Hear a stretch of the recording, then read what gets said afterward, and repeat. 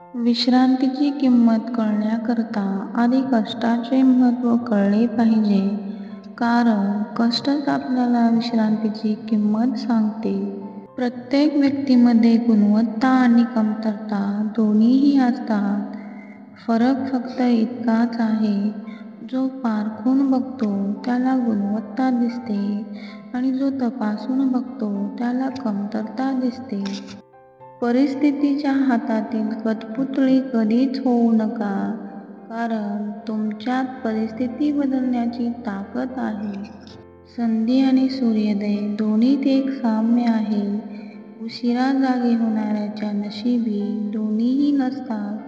शब्द मोफत असतात, पण त्यांच्या वापरावर अवलंबून असते की त्यांची किंमत मिळेल की किंमत मोजावी लागेल. नशिबात आणि नजरेत एकच फरक आहे. जी गोष्ट आपल्या नशिबात नसते, तीच गोष्ट आपल्या नजरेला हवी असते.